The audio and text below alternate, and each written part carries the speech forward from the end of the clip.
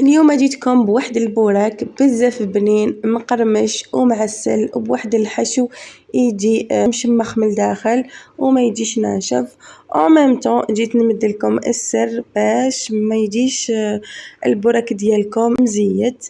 كاين بزاف اللي يجيهم البوراك تاعهم مزيت وناشف من الداخل ويجي شوفوا لي التقرميش يعني يجي مقرمش حتى للداخل ويشد لكم مدة طويلة. والأهم أنه هاد البوراك يجي فيه بنة العراس كما راكم تشوفوا هنا. شوفوا لي كيفاش مشمخ ومتشختخ الله الله. المهم خياتي ما نطولش عليكم نروح نشوفوا الوصفة وطريقة التحضير. برك ما تنساوليش هذاك الجام وكومنتير شباب يحفزني فضلا وليس أمرا. المهم خياتي هنايا نقطع الدجاج ديالي قطع صغيرة. كان ما نحبش ناشيه في الاخر في الاشواغ نحسو ما يجينيش بنين في البوراك. كي نقطعو هكا قطع صغيرة يجي بزاف بنين كما راكم تشوفوا هنا. نقطعو قطع صغيرة جدا ونكمل معاكم الوصفة.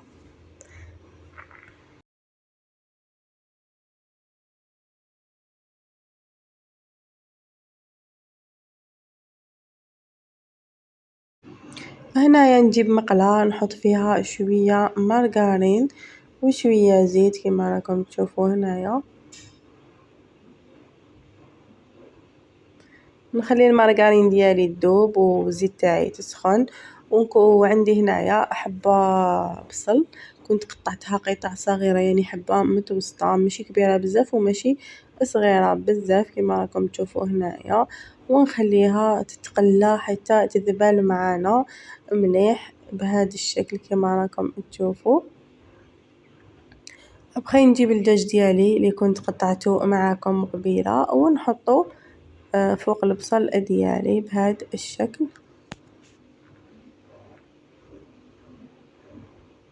ونخليه يتقلى مع البصل.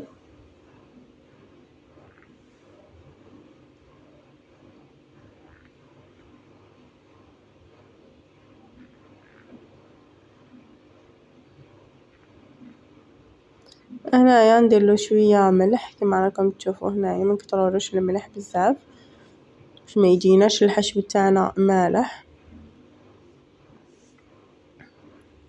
هنايا بعد ما تقلى لي الدجاج ديالي نحركو شويه ونبدا نحط في التوابل. هنا حطيت شويه فلفل ابيض كما راكم تشوفوا. حطيت شويه زنجبيل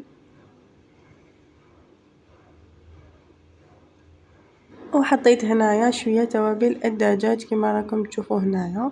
وحطيت المعدنوس. البوراك تاعنا هذا يحب المعدنوس بزاف كما راكم تشوفوا هنايا. نحرك كامل المكونات ديالي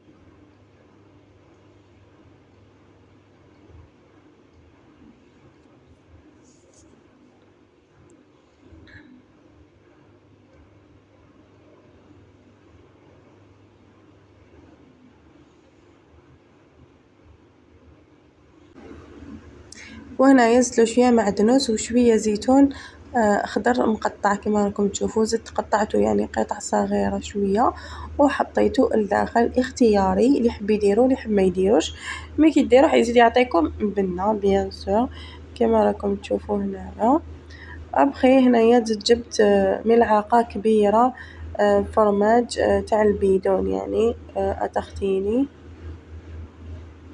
هكذا. حطيت ملعقة كبيرة بهذا الشكل وندخلها في هذاك الحشو يعني راح تذوب معنا فاسيلمون.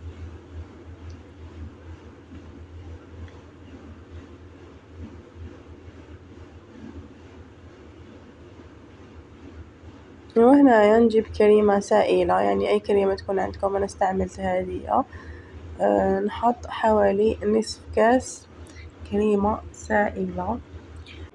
هاد الكريم فراشية اللي راح تخلي الحشو ديالكم ما يجيكمش ناشف ويجي معسل ومشمخ الله الله ويجيب بزاف بنين.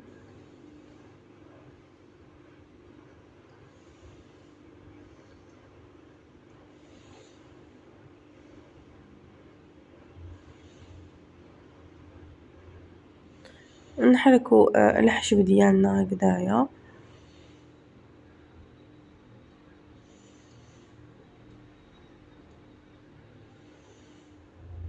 وهنايا الحشو ديالنا سي بون راهو واجد. المهم خياتي خلوه حتى يبرد مليح باش ديروه في البوراك تاعكم هكا باش تضمنوا البوراك تاعكم ما يواسيكمش ما يتشمخلكمش وما يتقطعش معاكم. المهم خياتي انا استعملت هادوما ديول الشيف فارس يعني هايلين يجوا رطبين كي برا كي لداخل. نحط شوية يعني حوالي ملعقة تاع حشو هكدايا ونروليه بهذا الشكل يعني طريقة بسيطة وسهلة بهذا الشكل. نزيد نرولي معاكم حبة تانية بهذا الشكل. قلت لكم وانتم إلا درتوا هذاك البوراك تاع الدار كيف كيف يعني ديروا الجهة الحرشة من الداخل والجهة الرطبة على برا هكا باش يعطيكم شكل شباب للبوراك ديالكم. وهنايا نكمل كامل البوراك تاعي ونروح نقليه يعني شوفوا لي الحبة يعني ما كترتش الزيت راهي يعني في نصف الحبة يلحق الزيت. او ميم طون كي تكونوا تقلوا في البوراك ديالكم ما تخلوش يعني حتى يحمر باش تدوروه يعني كل مرة اقلبوه هكا ما راحش. هاد الطريقة هاد الطريقة وهذا السر هو سر من اسرار نجاح البوراك ديالكم وما راحش يخليه يشرب الزيت ويجي مقرمش ويشد لكم يعني مدة طويلة وهو مقرمش. هكذا نقعدوا اشاك فوا نقلبوه حتى يطيب معانا. المهم خياتي ما تقولوش النار هكا باش يحمر لكم حتى لداخل ما يجيكمش من برا يعني احمر يزرب يحمر لكم ومن الداخل يقعد خضر. وهنايا وصلنا لنهاية لا فيديو وشوفوا لي الشكل تاع البوراك تاعنا هنايا شوفوا لي كيفاش جا يعني اللون تاعو بزاف شباب وجا مقرمش كما راكم تشوفوا هنايا ومعسل حتى للقلب يعني شوفوا مشمخ ومعسل جا بزاف بنين يعني اون ديغي راكم تاكلوا في البوراك هذاك تاع العراس. المهم خياتي نتلاقاو في فيديو اخر ان شاء الله. دمتم في رعاية الله وحفظه. سلام.